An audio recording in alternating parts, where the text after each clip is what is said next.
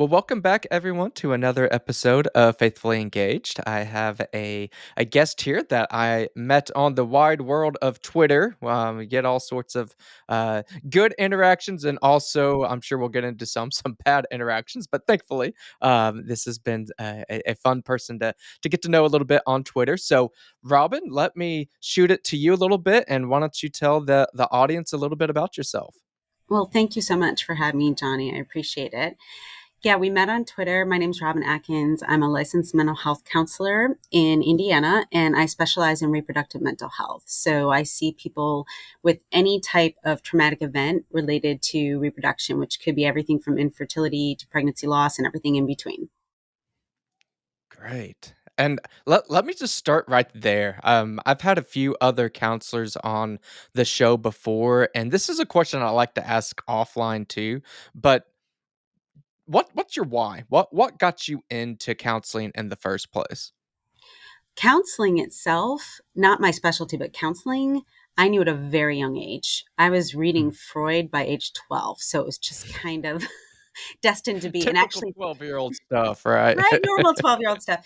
Funny story. I have two siblings and we all have psychology degrees. So we joke Mm. that there must have been something wrong with our family and we all wanted to figure it out. We all went into different parts of psychology. So I'm the only therapist. The other two are working in other areas of psychology. But yeah, it was just from a very young age. I wanted to understand the human brain and human behavior. And so that was just a natural direction that I went into. I wasn't sure. Originally wanted to be an FBI profiler. Mm. Um, then I decided I did want a family, and that wasn't probably the safest or most conducive job to have children.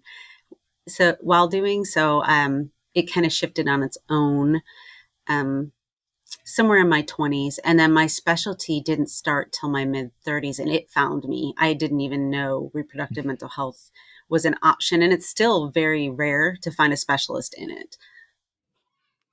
Yeah, that tell us a little bit about that. And I'll be honest that I can understand a little bit of living through having two kiddos, and my wife is the time of recording this is 8 months pregnant, so we're about to have another kiddo out into the world.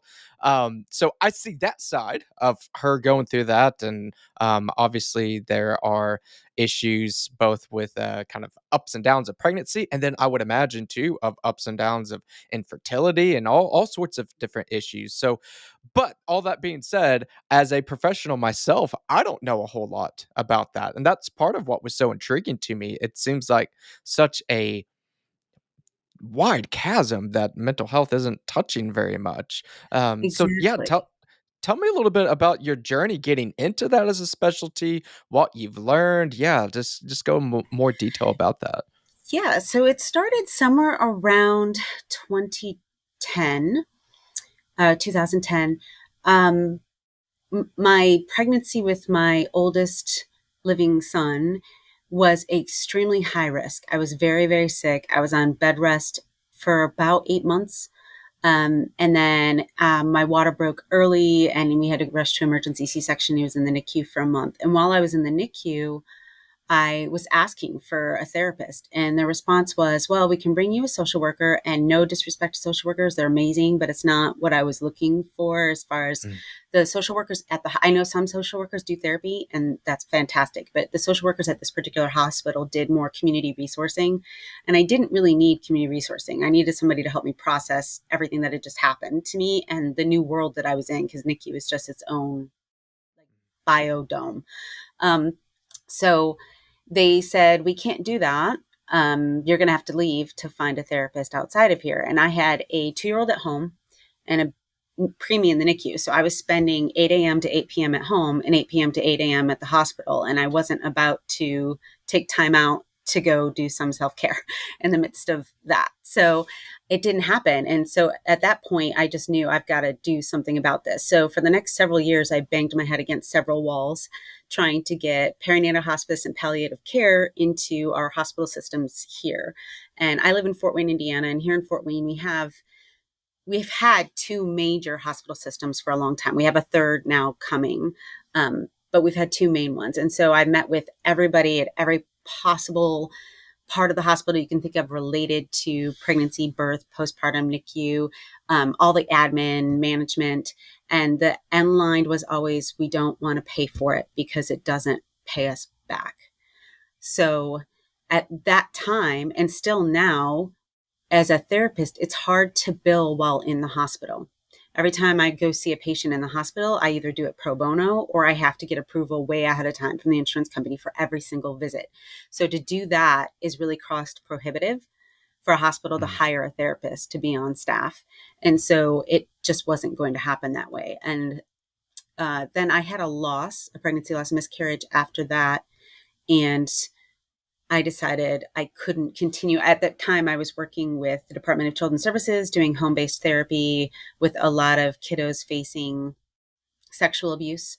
And I started having kind of secondary PTSD symptoms related to that. I have sexual abuse history in my childhood, and that really wasn't the issue. Is when I started having my own kids, it was mm, the stuff I was hearing started to show up in nightmares about my kids, and I just couldn't continue in that path. So I decided to do private practice. And at that time, I didn't know reproductive mental health was on the horizon at all. I had not found anything anywhere else about it. I had studied perinatal hospice and palliative care for years, mostly in Europe and Australia.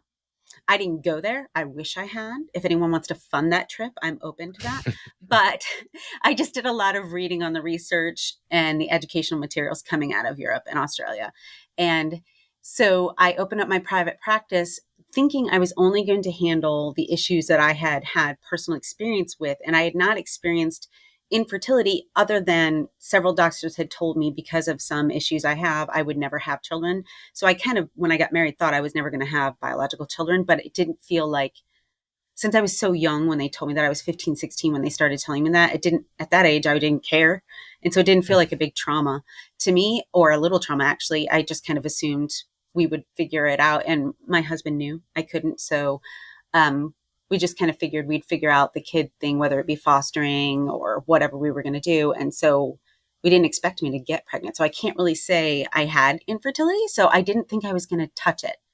But as soon as people in my community here started hearing there was reproductive mental health specialists, not only was I getting a lot of referrals for pregnancy losses and traumatic birth, traumatic pregnancy, post abortion, um, women that are at risk for abortion choices. I was getting a lot of referrals for all of that, but then people started calling me about infertility. And really, mm, I have to credit my patients with that. I've been doing the specialty for 8 years now, and they have been so generous with their vulnerability and their mm, openness and their growth. And we all learn in grad school kind of the same techniques based on what theory of counseling we're doing, but they really showed me the knowledge I needed to have to meet them where they were without them having to give me a bunch of backstory and medical terminology. They taught me all of that, the first couple infertility clients. So I actually just finished writing a certification program in reproductive mental health, and it's 25 credit hours, and it covers all the different gamut of everything except for addiction during pregnancy. That's would be its own 24 5-hour course, and I haven't wanted to touch that yet. I just finished writing this one, so maybe that's coming in the future. But there are, I know of personally about 20, 25 other people in the entire United States specializing in reproductive therapy. There are reproductive psychiatrists because there's a few universities that offer a doctorate in reproductive psychiatry. So that's really more of a medication management of mm. postpartum depression, anxiety, and psychosis. And I do the therapy end of all those things, but I'm not a prescriber. So there's a lot of money in pharmacology. So the schools are starting there. And maybe it'll dwindle down into, there was a reproductive mental health textbook published in 2021. And it was the first one for colleges to have a course on it. And it's wonderful. It's fantastic. It's literally called the Reproductive Mental Health Textbook. So that's for people still going through school. My certification courses for people that have already finished their degrees and are either getting licensed or already licensed that want a certification in it. I think it's great that there's at least, some direction there. Again, I just really have been fascinated when I kind of saw you on Twitter and everything, and saw reproductive mental health. What on earth? And it just makes so much sense when you explain it like that. It's like now I feel more so like what have we been doing? Like Hmm. we've been missing a huge chunk. And I loved what you said there too, of even just on the hospital side of things. And unfortunately, and I won't get too much into this on my own personal side of things. Um, Hospitals, there is just a bottom line that kind of Hmm. goes in there. That's not always about patient care. Um, I know in my wife's kind of postpartum care, particularly our first daughter, our first child that was born, she would have benefited so greatly from what you were desperately trying to find there, of Hmm. just somebody coming in and just talking. It's not like I didn't try to talk to her, but I'm a counselor, but I'm not my wife's counselor. Like Right. she needed Hmm. kind of an impartial party to come in there, being able to talk with her. My daughter had jaundice. We had to stay an extra day. It Mm. wasn't anything major. She didn't even get any prescriptions, but she would have really benefited from that. First time mom having a tough time. Nurses could see that. What a great asset that would be to have for all of these mothers, if they need that Well, in the when you hospital. think about just as a society, we don't talk about death well or birth Mm, well. They're like the mhm, two topics that I see most often in my office, births and deaths. That's what I see most often. And we don't talk about either one well. And so it wasn't even till my husband and my third living child, I've had six pregnancies total, I have four living children. Um, that we kind of realized, maybe before we add another one, we should try to figure out some ways this is going to impact our marriage and our relationship with our other kids and their relationships with each other and their relationships with the new baby. And like that was never anything that was ever taught to either one of us, mm, of when you are going to grow your family, you need to figure out how that impacts the relationships. People think about the money and what they need mhm. to buy for the baby and childcare if they're working, but we don't really think about relationally how that's going to impact us. So even just that alone, I think most first time parents, I can honestly say when they handed me my daughter and they were like, you get to leave tomorrow, I was like, where's the manual? I don't understand why you're letting me leave with a living human being when I've never ever done this before. So it's just kind of bizarre to me that in our Western culture, it's just kind of like just another day and you go back to work in a week. Yeah, no, I think that you're spot on, and just even anecdotally, and I'm sure most listeners that have more than one kid uh, can relate to this. I know in my life when my son was born, yeah, it was exciting. It was nerve wracking to a degree, but by and large, we had done that. We'd been there, done that. He came home. Life did continue a little bit more normal because we had done that. But we were so much more comfortable on that second go round. That first go round, no. Hmm. Every parent, I think, is like, what on earth? What am I supposed to do here? And yeah, that is a disservice for our society to not talk about what is birth like. What are some of the issues that you might come into, but what are some of the great things you might come into? I know that's something that my wife has been trying to do with other mothers and things. Now that we're on our third kid, so often the talk with mothers is, "Oh, well, just wait till they're 2. Just wait until they don't sleep," or this next thing. And it's always so negative. Um, Hmm. have you seen that with both in your life, with just kind of people talking to you about being a mother, dealing with kids, and also with your clients, just an overall negative view towards parenthood and specifically motherhood? That's a really great question. Congratulations, by the way, on Thank you. your pending third birth. Yeah, I think most of my patients that come see me, they don't necessarily talk about motherhood in a negative way, but they have one of two reactions. They will say, all the commercials we see, all the advertising we see very much paints motherhood as easy and blissful. Mm. So like every diaper ad in the world, everybody's smiling and everybody's happy. That's not what a new mom looks like. We haven't showered in weeks. Like, come on. So I think they're really irritated that they didn't know the reality of going into it, how hard it was going to be to go without sleep and not sure, are you going to eat or shower? You have to choose one or the other, or, all those things. And, but overall, the actual conversation between them and their friends is tends to be negative. The complaining side, the wine mom complaining about the kids side Mm. of motherhood. And it's interesting because I work with a lot of birth mothers or first mothers who've their children have been adopted out, and they have told me that's a large part of why they felt they couldn't parent, is kind of the talk about how children interrupt lifestyle or interrupt career or goals. And so they didn't feel suited to mothering.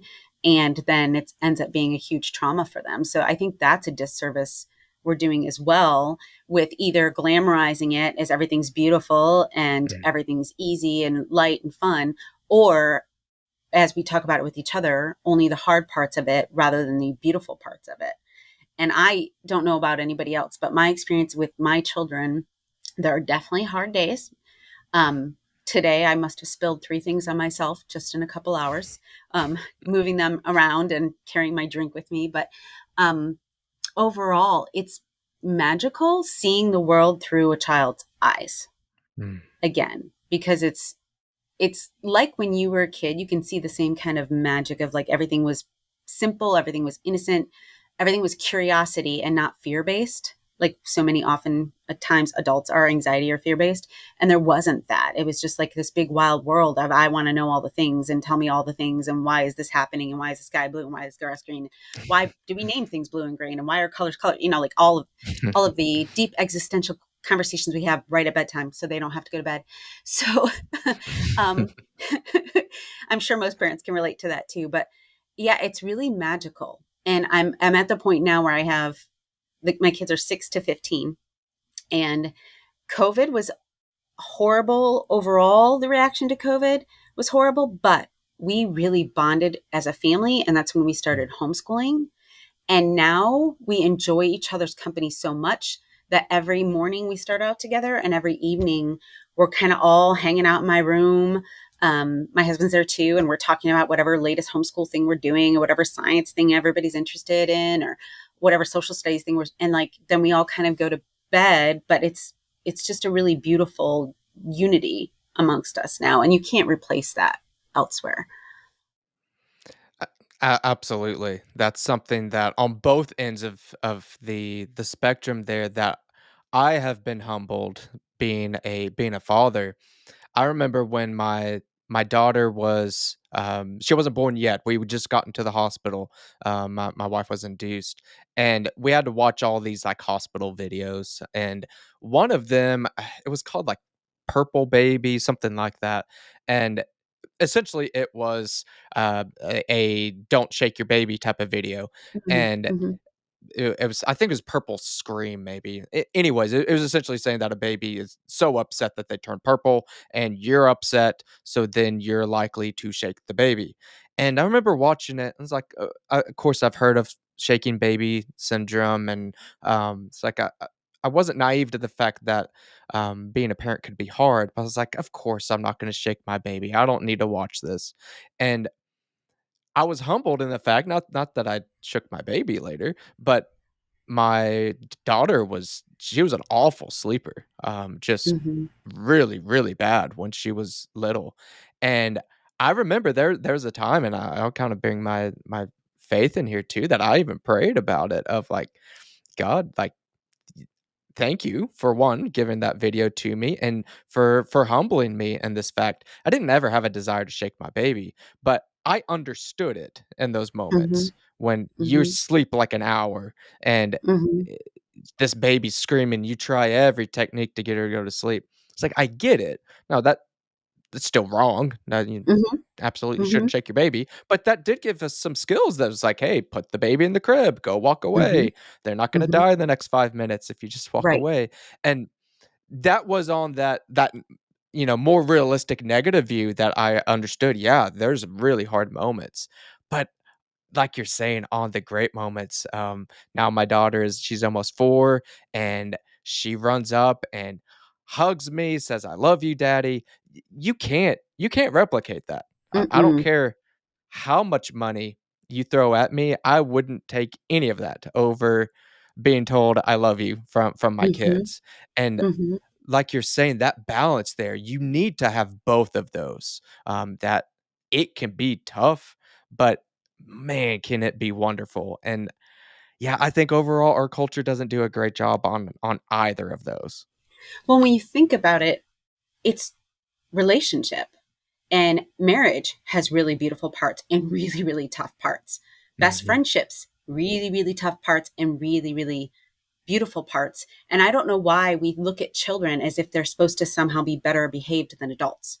But we do look at them as like, you're supposed to always behave and do what I say and obey me and never be an issue when we allow other adults to inconvenience us. So that whole kind of philosophy really shifted my parenting about 10 years ago when I Mm, realized, like, why am I expecting my kids to behave better than I expect the adults in my life? I expect the adults in my life to have bad days or bad attitudes every once in a while or whatever meltdowns adults have. And I'm looking at my kids going, you're not allowed to inconvenience me. No, I want you to mm, inconvenience me. That's what relationship is inconvenience. It's inconvenience for intimacy. And I would much rather have that than go through life never being inconvenienced, but never having a true relationship. And something you had said earlier, I just made a connection. So this is, I have no scientific backing for this, no research. It may be out there. I haven't even looked at it. But I was thinking when you were talking about having your first child and how, like, the anxieties you have about what could go wrong. And we tend to like helicopter parent the first kid. mhm, And the second kid, we're a little more relaxed and laid back. And by the fourth kid, we're like, oh, sorry, no baby book. This didn't happen. Um, but I'm thinking about like birth order and the types of personalities we see in birth order. And it seems to me that those must be connected as mm, far as my first child is not very, I mean, she has some anxiety, but she's very, I want to know the boundaries. I want to know the balance. I want to know what's safe. And my second child is wild. Um, Free spirit, hold on, knees before God, praying, just holding on with that kid. And he's fantastic. But wow, he has a lot. He's going to be a leader. And mm, then my third child is his own little person and plays well independently and just loves to cuddle when on his terms.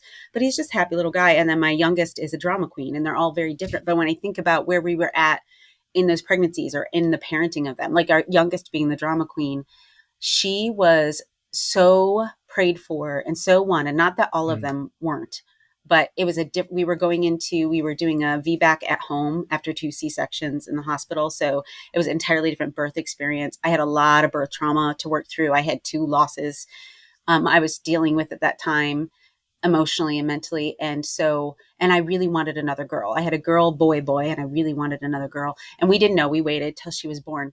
And after she was born, that child was doted on by all the other 5 members of our family. So until she was about 5, pretty much had to do nothing for herself. So that's how she became a drama queen. It's all on us. It's all our fault. And I take full responsibility for that.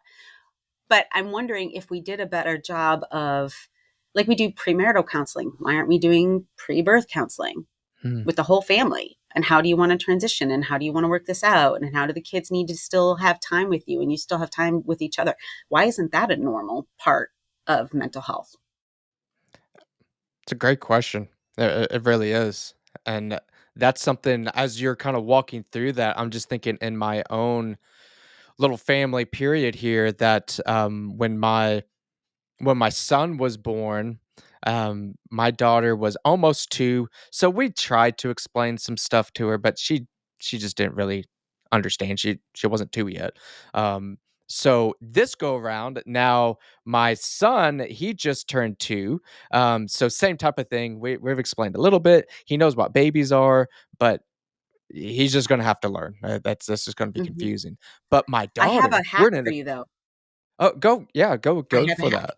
So, what we did with each child that was born previously, when the next one was coming, we got a little kid's tool belt, like a little 2-year-old tool belt, and embroidered their name on it and stuffed it with diapers and wipes and passies, and they were mommy's helper.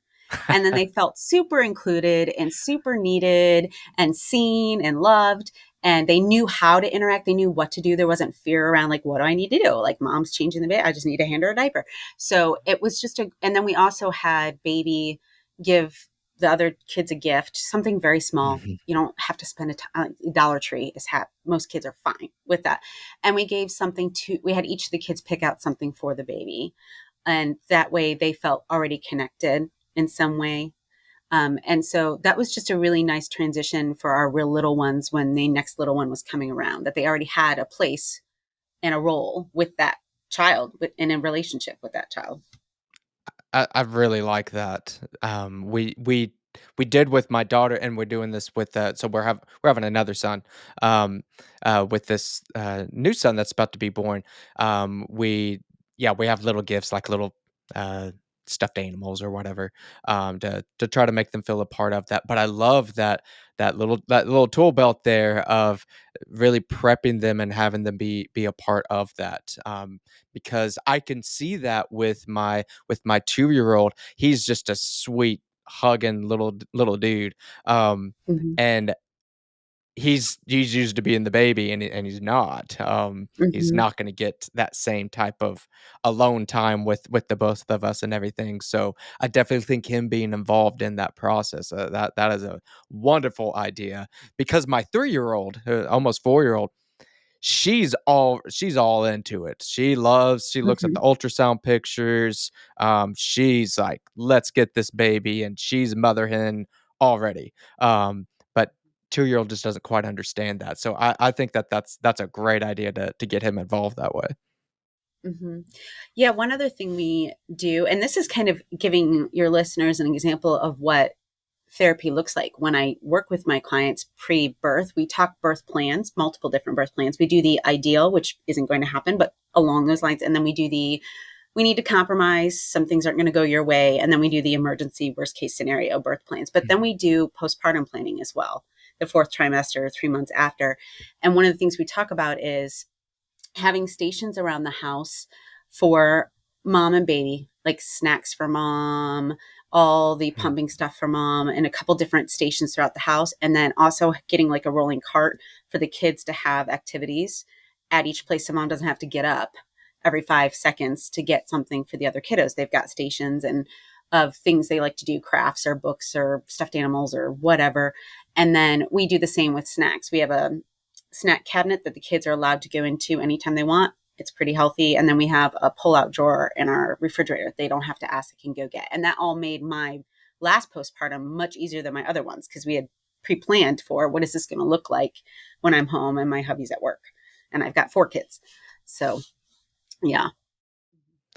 Yeah, I think really what we're getting at here is just that it's just that prep work, and Mm-hmm. it makes sense in we do it in everything else in our life. You know, when we paint, I painted the bathroom not too long ago. Um, you get all the tape out and make sure that all your materials are all set up, good to go. That prep work makes the actual painting way easier if you do that correctly. So we instinctually do these things all the time, but you're right. It tends to be in birth. Okay, go figure it out, and that's Right. a new human being. So we should Yeah. do a little bit more prep work. Yeah, we'll have meal trains and registries, which are fantastic and lovely. And don't stop doing those. In fact, do them for months after you think the family needs them. But um, there's also, it's not just the things, it's the relationship that we need to prep for. And how in the Yeah. house are we going to maintain relationship? And something new we started this year with our kids was, since I'm now working full time and my husband working full time and we're homeschooling, like people going everywhere all the time. We each take 4 hours once a month, which each child alone. So Mhm. one weekend day, every Saturday or Sunday, I'll take one kid for 4 hours and then he'll take one kid for 4 hours. And so each kid gets dedicated 4 hours a month, which seems ridiculously small when I think about how many hours in a month. But the reality is that's where we're at. That's where we've got right now. Hopefully we'll extend it more, but they are so much more at peace about, I'm going to get mom's ear or dad's ear dedicated to me. And I know it's coming on that day. and I can wait till that day, or I can tell her ahead of time, this, I need to talk about these things. They can talk to us any day, but that's a guaranteed, I'm taking you out of the house with me without the other kids, and you've got me all to yourself. And that has really helped as well maintain those relationships and help them feel like they aren't lost in the mix. Yeah. Yeah, because naturally, if you don't go out of your way, um, especially in a situation like our family, we're about to have this baby, and that baby's gonna cry, need to be changed. Like, takes precedent over the here and now, takes precedent over when my 2-year-old's hungry or when he's thirsty, and that's obviously gonna cause problems if we Mm-hmm. don't come up with ways to be able to tend to everybody's needs and acclimate that, yeah, now there's this crying little baby in here, but that's your brother, and we love this brother. You just triggered something else I wanted to talk about again for me when you were talking about the crying baby. One difference between men and women, and it's what research suggests. So, and I'm not a researcher in this area, but this is what I've read repeatedly in research, is in the pituitary gland, women have a kind of alert signal that men don't have to their own baby's cry. Not to necessarily Mhm. any baby's cry, but their own, that it's like a pain response. It sends out the hormones that cause a pain response. And I'm pretty sure God created that way for the survival of the species because, middle of the night, I'm exhausted. But man, I hear my baby cry and I'm hurting and I'm going to get up and go. Um, but it's just one interesting way of like when we're prepping for having a child, no matter how, no matter where anybody's at politically or phil- philosophically, whether they're liberal, feminist, or conservative, or libertarian, or whatever they might be, you can't get around biology. And so, like, mother's biology is tuned to the first 3 months being the survival of the child. And that's one thing our society also isn't doing well is how do we support the 3 months after? And I'm not a fan of like government forcing business to do anything. I have a small business and I understand lots of small businesses can't afford to give somebody 3 months paid leave. I have lots of out of the box ideas of how we can make that happen without hurting anyone. But we just don't do that really well of recognizing the mom's biology is built for the survival of the Mm. child. And also, that child has only ever known the mom as an environment. And so, mom's heartbeat, mom's smell, mom's sound, that's the child's norm. Dad's voice, too, but mom's body is baby's environment. So, and when you think about things like adoption or when kids get removed by the Department of Children's Services as newborns, there's this can be this trauma or this primal wound that comes from that. And so we just don't really do a good job as a society looking at women's biology and what all it's designed for. We look at how sex happens and we look at how pregnancy, like how a baby develops in utero, and we look at birth, but we don't really talk about then after what a woman's biology is made for. Anecdotally, and my with my children, 1000% that is the case of I could be sleeping and at times it will annoy my wife afterwards, and granted, I tell her, like, "If you need me, just wake me up." But baby stirs a little bit and she's bam, she's there, and Hmm. I hear nothing. I Hmm. nothing at all. And I Hmm. just go on about my day, and, maybe the baby's crying a little bit. I'm like, nah, probably hungry, no big deal." But my wife, yeah, she's right there. And Hmm. like you said, that's that biology. And what a you mentioned this, what a wonderful thing that women's bodies are designed that way, that that keeps our baby safe. Hmm. That's fantastic. And yeah, as a society, that is we've got the lines blurred so much, and this goes Hmm. into some more of the transgender type of talk too, that men and women are basically just the same thing. So biology doesn't really matter. It's just kind of what you identify as or whatever. So those signals, yeah, they're not that important. That's just not true. That Hmm. is absolutely a big deal, and I'll tell you, my body can't do half the things that my wife's body can do, and that is awesome. Like, we should be Hmm. celebrating that fact, not downgrading it. Well, yeah, I my husband and I have a really wonderful appreciation for the differences in our bodies. We're not just like meat sacks where you can just swap parts. It doesn't really work like that. Even if we Mhm, can do surgeries to try to appear as the other gender, the internal biology isn't going to work. And this is whenever I hear these stories about like, oh, we're going to end up, we have had successful uterine transplants from woman to woman, and we've had a couple babies born that way, but there's no way it would work from a woman to a male body because it's not just the uterus. It's all the other connections between how the immune system is this delicate, beautiful dance during pregnancy that you cannot duplicate just by putting a uterus in your body. And then mhm. the pituitary gland and all the hormone releases is this cascade throughout pregnancy and throughout birth. And like, you can't duplicate that just by putting a uterus in your body. So it it really, we appreciate each other's natural biological gifts in such a beautiful way that we don't have resentment around that. So like he's naturally taller. I'm pretty short anyway, but he's taller and naturally stronger and naturally can eat 1,000 more calories than me a day and not gain weight, which is really irritating. I won't lie. That one's irritating, but that's his natural. And I love him for all the things he can do that I can't do. And then he looks at our kids and was like, I could never have cooked these little ones and then nursed them for 3 or 4 years each. And he's not relational like I am. And it is a stereotype, but it's also true biologically in our brains. Women are more relational and nurturing, and men are more Mhm. hunter gatherer, um, adventurer. And so he's all about the adventure part of dad. Like he's got that down. He is like Disney dad with all of the adventure and fun things that he does with the kids. But when they're crying, it's mom that they go Mhm. to first. Not that they never go to him. My youngest today wanted to sit next to daddy, not mommy, which is totally fine. But yeah, it's just a natural built in part of our biology. And it's beautiful, like you said. Yeah. Well, and that kind of leads me into this other discussion point that really what drew me to you on Twitter in the first place. I don't remember what I first saw from you, but it's a constant thing, and you have all sorts of people that say some pretty nasty things to you on Twitter. But one of the things that you talk often about is that women's biology is not it's not bad. Like, Hmm. women's body being able to have a baby, that is not a bad thing. That's a beautiful Hmm. thing. That's the way that we're Hmm. created. So speak a little bit more into that of that biology, particularly as it relates into the abortion debate and everything of why woman a woman's body being functioned that way. Why is that so important in that discussion?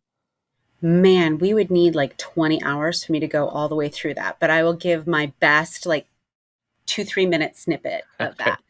Yeah, I do get lots of nasty feedback because I talk about really hot button issues, and I don't love confrontation in that like, ooh, I can't wait to fight, but I don't dislike confrontation. So I don't get like worked up by, and I tend to ignore the people that aren't there for genuine conversation anyway. But um, so I had an abortion in my 20s, and it took 19 years for me to even acknowledge that's what had happened. I had done all kinds of denial and cognitive dissonance and all kinds of things to cover that up. And my story is a little bit different in that I didn't go in choosing an abortion. I went in for another reason and was sold an abortion with a lot of Mhm. coercion and deceptive wording so that I didn't even really kind of know what was about to happen to me. There was definitely no informed consent given. And that's not uncommon, unfortunately, that there isn't informed Mhm. consent, but that's a whole nother conversation.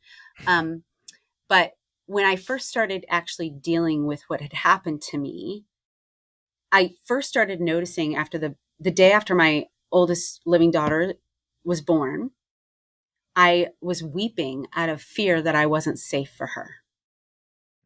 And I couldn't quite figure out why I didn't feel safe with her. Like I would have killed dragons for her. I couldn't figure out why I didn't. And then it took a while to figure out, oh, instinctively, my very genetics and biology has had a trauma of being forced to end a very natural biological process in an unnatural way. And now my body doesn't feel safe to me. And then after we had our miscarriage, same, it just, I felt like, man, my body is just, and some women can't ever successfully carry a pregnancy after abortion because their body is damaged in such a way that they can't. And so when I think, I don't when without looking at anything religion, without even necessarily looking at, I guess I do lean quite a bit on science regarding biology, but when I think of philosophically, and I have a philosophy degree, but when I think about it philosophically, when we offer abortion as the answer to a crisis situation, what we're saying is your body is the problem and your offspring is the problem. So we need to deconstruct your biology and we need to take away your offspring, and then your life will be better. But the reality, number one, that's extremely misogynistic and pretty ageist against children as well, and discriminatory all around. But two, it doesn't actually solve most of the reasons women are in crisis. So dismantling her biology isn't going to make an abusive partner stop abusing her. Still going to do that. You haven't changed him at all. Getting rid of the child isn't going to suddenly bring a windfall of cash. Poverty is still going to be poverty. So we're not solving any of the actual issues that abortion has been touted as the answer for. Instead, we just continually blame women's biology and our offspring for these crises. And what I see happening is now when we try to get any kind of protections for postpartum, like maternity or paternity, and I'm not saying government driven, I'm saying society and community driven, where like, let's give leave or let's do PTO swaps or donating time from coworkers or whatever. Let's figure this out where we can do floating shifts and stuff like that to make it possible. We're so quick to be like, yeah, but you could just, like, if you can't afford a baby, just have an abortion. And again, your body's the problem, not society. Society, we need workers, we need producers, not producers of children, producers of goods and services. And so, yeah, you just need to get rid of that part of your biology because that's a problem.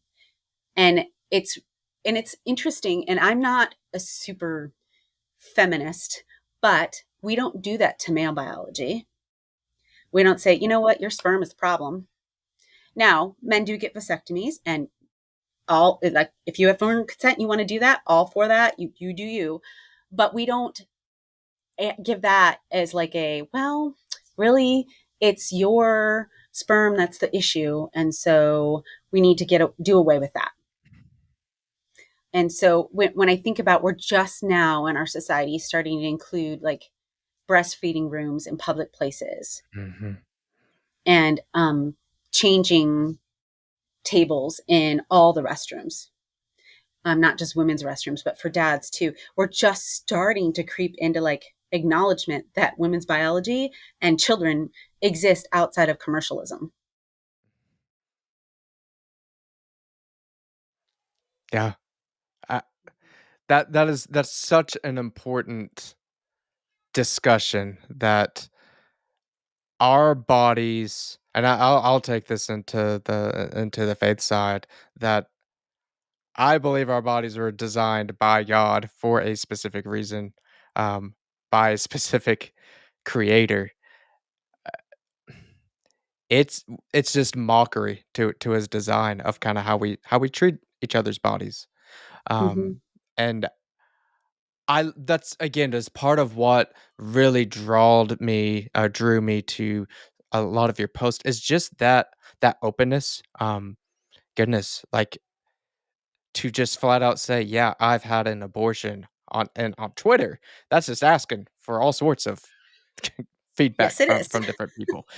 And I love that you know yourself, and you know, "Hey, I'm able to take this," and the people that, yeah, I'm a big fan of a heavy block button or mute button. If people are just being hateful, like, who cares? Just go ahead and do that. But the people that are legitimately wanna have a conversation, who knows? Who knows the type of impact that you could have there?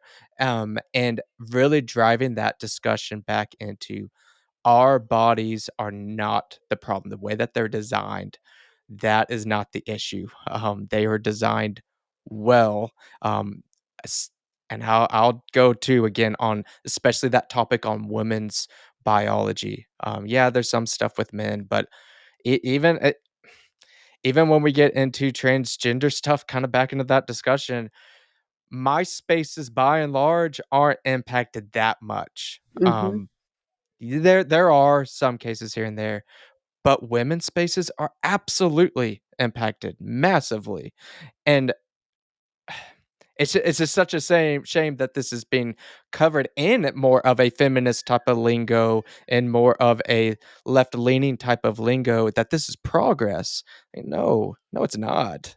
To No, it's that whole topic. So I have so much love in my heart for people who truly have gender dysphoria. It is painful, painful. And what they need, though, is not the politicization of it and yes. not the, you know what, we can cure a mental health issue with surgery. No, we can't. We've never been able to cure mental health issues with surgery. Every time we've tried in the history of psychology, it's gone drastically wrong. So we have to treat it with relationship. That's the only way we treat mental health issues. And so I feel for people who are transgender and that this is harming them. And then Yes. I feel for women who, like myself, I've been, like I said, I have sexual assault history, where if, no offense to any man at all, but if I'm in a bathroom or a locker room or anywhere where I'm expecting to be able to be vulnerable physically and a man shows up, I'm instantly on high alert, and Mhm. that's uncomfortable for both of us. And so what's really shocking to me about that whole movement, I guess it's not shocking anymore. What was shocking to me in the beginning was when we were saying, like, okay, let's have individual spaces for those who are transgender. Let's just have a bathroom for them to use. And no, no, no, we want yours. Mhm. That's where it felt like, okay, this really isn't about what those who have gender dysphoria need to feel accepted and supported by culture. This is about wanting to remove and break down the differences between male and female, and like transhumanism is what it's really ultimately about. And honestly, when I look back at the history of abortion, it's about transhumanism as well. And Mhm. so it's all interconnected. I've done a lot of Twitter posts about, like, can you see the connections between all of these things and all these things in human trafficking and all of these Mhm. things and birth control. And I'm not opposed to birth control as far as it being available with informed consent. I'm fine with that. But I do think inherently birth control says your body's a problem, your biology is a Mhm. problem. You need to stop your healthy biology. So even that has subtle psychological repercussions of being so flippantly, like the FDA just approved the first over the counter birth control this week. And I'm like, and now, so it's just very flippant, like, yep, your biology's a problem. That's what we need to stop is your healthy biology. And yeah, it's all interconnected, and all of it with the design, the idea that we can escape our biology, we can transcend our biology. And I'm like, well, we don't even fully understand our biology. So I'm not sure how you think that's going to be successful, number one. But number two, we're going to hurt a whole lot of people along the way attempting to do this. And I started talking about abortion on Twitter, not even from a pro life or pro choice perspective, but just because I know, because I work in this line of work, that I'm not the only one that had trauma related to abortion. And so it was for the other women who were like, I've never ever seen another woman openly say in public, I had an abortion and it was terrible. And I'm deeply wounded. And I had to face the trauma of losing my child, but also the trauma of I did that. And so that's why I originally started talking about it. It wasn't even to try to convince people one way or another. It was to give those women support. And you said, like, who knows what could happen? I tell you what has happened. And I didn't do it for this reason, but it's been so beautiful. I've had lots of women in my private messages, my DMs, either asking for resources, for help, or I'm considering an abortion and I want to talk to you, and Mhm. ultimately choosing not to have one. And I get to walk with them through that. And if even if they chose one, I would walk with them through that too. My care for them isn't based on their choice. It's based on them as a human being. And I want them to see themselves that way. And I want them to see their child that way ultimately. Mm, And so I'm with them either way, but I've watched women choose not to have abortions and watch them just seconds after their child's born. They're messaging me, oh my gosh, I can't believe I even thought of it. And then we're dealing with that mm, trauma if I thought of it. But just yeah. the joy, that instant, and not everybody has that instant response. And that's a whole nother level of like birth trauma we could talk about at some point, of people that don't feel instantly bonded, because that is a thing that happens. But so far they have. And so it's really been almost like a ministry field for me, that I didn't think Twitter would ever be a ministry field for me, but it really is. And so I just try to be faithful when God says, I need you to show up here, and I need you to be vulnerable, and I need you to say all the things that you either are scared to say or don't want to say, or people don't want to hear.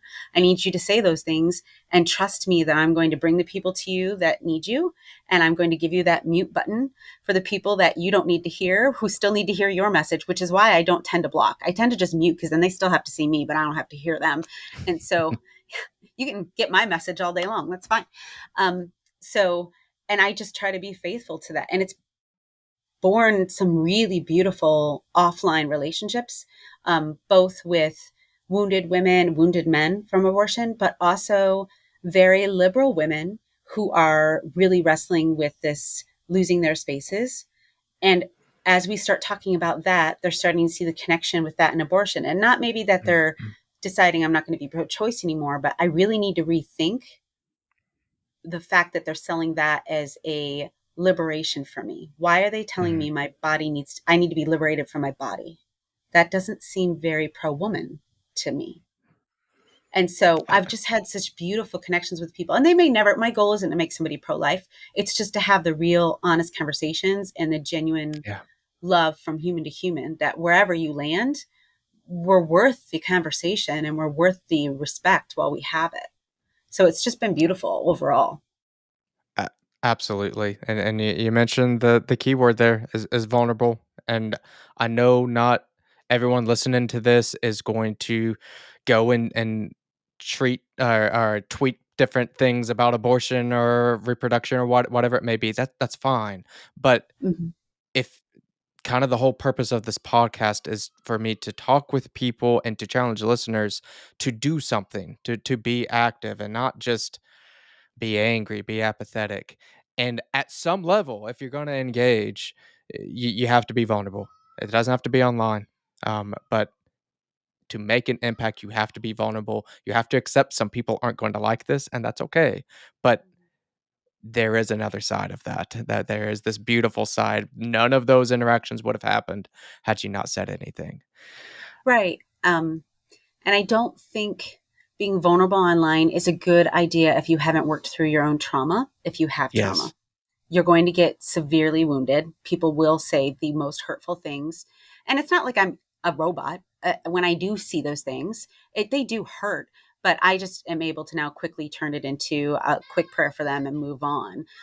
But Yeah. if you're not worked through your trauma, that could really set you into a bad place. So I wouldn't encourage that. But what I do a lot of work with my patients is when I do we conflict resolution, the fastest way to end a fight is vulnerability. Mm, And it can be something as simple as I'm really scared or I'm really uncomfortable having this conversation. And so I need to just slow down, and I need us to bring the level down a bit. And I want to hear you and I want to understand you. So vulnerability and understanding. I really want to understand you. Even if I disagree with you, that's okay. I just want to understand you correctly. yeah. Yeah. Mm-hmm. No, that's a great point. And sometimes that starting point is being vulnerable to help myself and just be able Mm-hmm. to get on that road. Yeah, that Mm-hmm. our paths aren't all going to be the same. They'll be different. Well, Mm-hmm.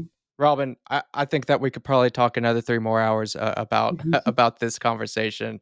Um, really, really enjoyed it. I think this is such an important piece, and hopefully, some of the listeners will kind of understand that this is a big gap here, and maybe get treatment for themselves, or kind of advocate for treatment elsewhere. For people that are listening, how can they be in contact with you after the show? That's a really good question. So, if you want to follow all my shenanigans on Twitter, my handle is at Truth Agape. Um, And then if you want to kind of see what my work is, I have a website. Now, when I was thinking of my business name, I love my business name, but does not make for a great website or email name. So I can spell it if needed, but it's www.charis@veritasllc.com. And so how you spell that is CHARIS, which is Charis, @et veritas, veritas LLC.com. It means grace and truth in Greek and Latin. And those are the two things I endeavor to bring to every session is grace and truth. So that's why I picked that name. And I do love it, but it doesn't make for a great website or email. And then if they want to email me, they can. My email's on the website, or they can just Atkins at caris@veritasllc.com, and they can email me. I will say this right now, I can't treat anyone outside my state. I am only licensed state of Indiana, so I can't treat anybody outside my state. And I have a 6-month waiting list. However, I am more than happy to help someone find someone in their area, or at least part of what I've done on Twitter is here's what you should look for in a therapist, and here's some Mhm, red flags to avoid. mhm, Because right now there's so much, and you know this, there's so much social justice in therapy now mhm. that it's not really about therapy as much as it's about politics for some people. And so I just talk about here's some red flags to avoid, to not end up in a session where you have an activist instead of a therapist sitting across from you.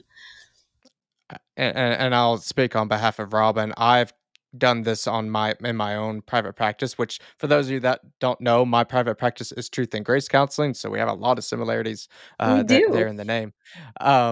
But I love when somebody's from Pennsylvania, or I had somebody in Canada, areas that I'm not licensed in, to be able to point them in the right direction. I love it.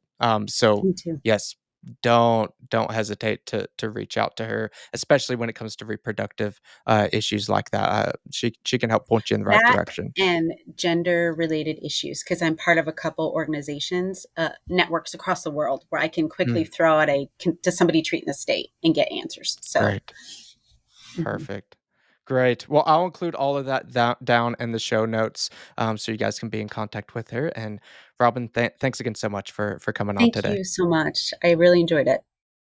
Absolutely, and thank you to everybody that tuned in today. And we will catch you on the next episode.